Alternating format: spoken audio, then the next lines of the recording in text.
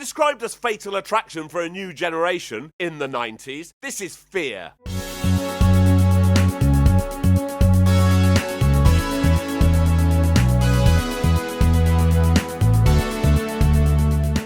I'm Jay Harangue and I've wasted hours of my life watching terrible films. You should subscribe. This is Nicole and she's the main character. Hi. She lives in Seattle with her dad Steve, his new wife Laura, and her stepbrother Toby. These are Nicole's two friends, Margot and Gary. They decide to bunk off school to go to this coffee house where loads of cool older people hang around. Margot spots this guy. Ooh la la. Really? Yeah, ignore the fact that he looks homeless. Apparently he's hot. All right. But then Nicole sees his friend, and he is hot. Margot picks up this flyer for a party on Saturday night down at the docks. She's like, I'm definitely going to this. But Nicole can't, because she's going to a James Taylor concert. What? Yep. But she's annoyed about this, because it looks like the guy she likes is going to the party with the homeless man. So on Saturday, she's like, Is it absolutely mandatory that I see James Taylor again? and he's like, yes. You, me, Laura, Toby. Father and mother and sister and brother. But when they get home, Steve gets a call from work and he has to go to Vancouver. So Nicole calls Margot and says she's coming with her. It's the most 90s party ever, and Margot sees the homeless man dancing like this.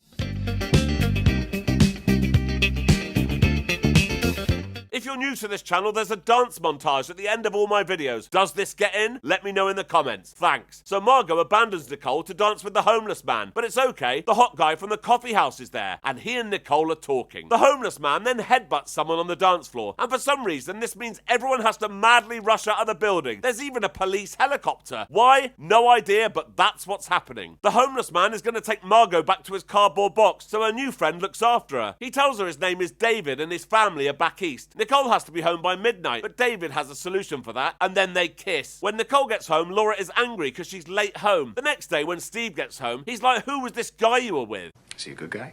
Absolutely not, but more on that later. David is now Nicole's boyfriend, and all the girls at school are jealous. Not so much of Margot and her relationship with the homeless man.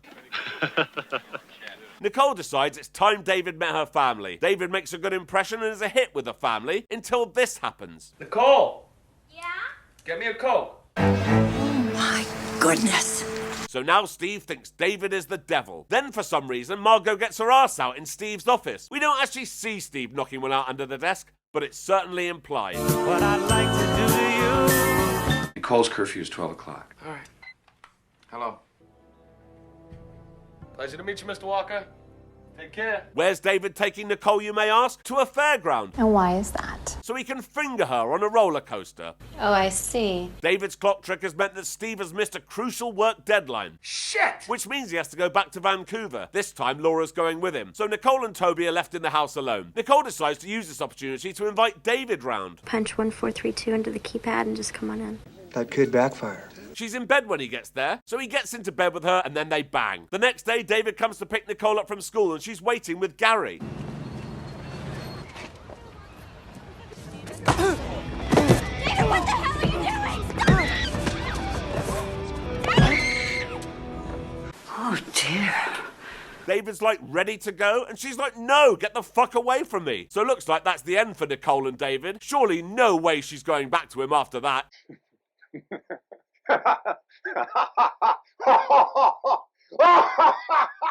She tells her family that she got the black eye in gym class, but Steve is suspicious, as there's no more talk about David, and she immediately puts the flowers he sent her in the trash. Steve and Laura hear Nicole crying in her room that night, so Laura goes up to check on her. Nicole tells Laura about what David did to Gary, and Steve is listening in. Did he give you the black eye, too? Yes, of course. While he's there, he sees a condom wrapper, and he's furious with Nicole. David and I had a disagreement. Come again? Maybe we'll get past it, maybe we won't. What? The next day at Margot's house, Nicole tells Margot that she let David finger her on a roller coaster and that she shagged him. Ya ho. Then the homeless guy turns up with his friends and throws Margot into the pool. David's here too, so Nicole goes to leave. He goes after her and he's like, sorry about Gary, I promise not to do it again. Right.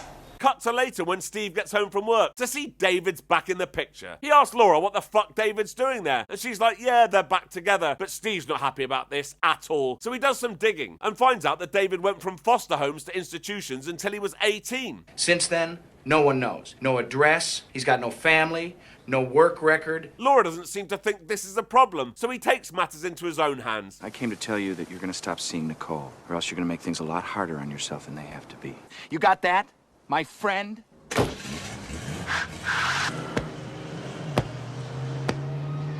He's punched himself in the chest so he can make it seem like Steve was poking him much harder than he was. I saw the bruises. Look, I may have... Yeah, exactly, Dad. Yeah, exactly, Dad. So Nicole runs off with David, hoping to recreate their roller coaster moment. When he drops her home, she can't face her dad, so she gets in the car and goes round to Margot's house. When she gets there, she sees Margot giving the homeless man a lap dance while he smokes crack. Of course. Well, isn't that what most people do? No.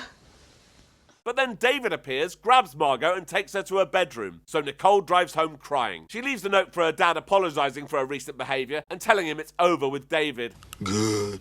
David has no idea that Nicole saw him with Margot last night, so he comes to school to surprise her. Nicole screams and tells him to leave, and Gary has to step in to tell him to leave her alone, even though he's clearly shitting himself. Just let it go, all right? Okay? All right. Margot comes to Nicole's later to ask why she's not been returning her calls. She's like, I saw you with David last night. And she's like, no, you don't understand. He forced me. You're my only friend! David, who's assumed Margot has told Nicole about last night, follows her home and gets her to pull over. What did you say to Nicole? Nothing. Fucking whore. You lying fucking whore. What the fuck did you say to her? I don't know. How did you know? You better make it right. Fucking like it. David then goes round to Nicole's house to try and apologise to Steve, but he's not having any of it. So David goes home and gives himself a tattoo. That doesn't look good. He spies on Nicole at school from the bushes and sees her hugging Gary again. So he follows Gary home through the woods. Hey, Gary. David. Gary! You can run, but you cannot hide.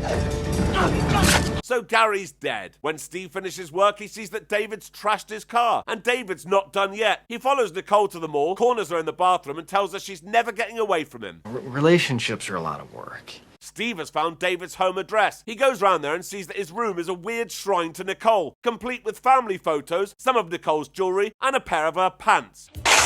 So he trashes the house. When David and his friends get home, they're wondering who would do something like this.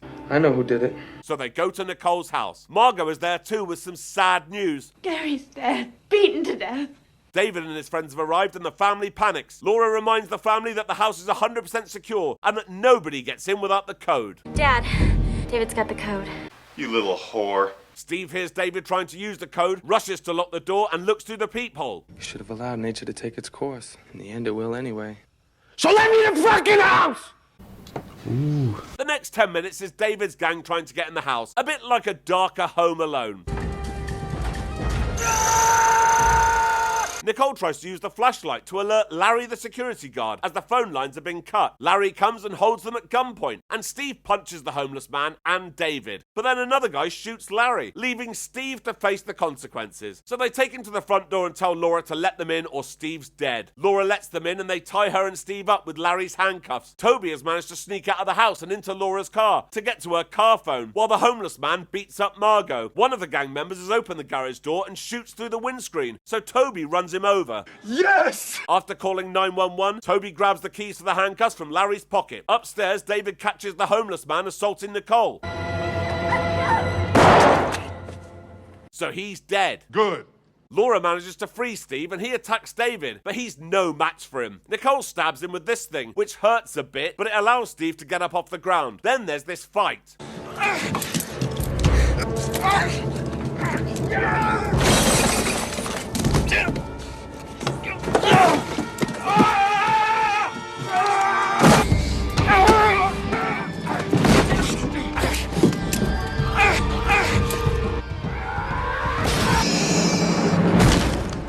So David's dead, and that's the end of the film. So until next time.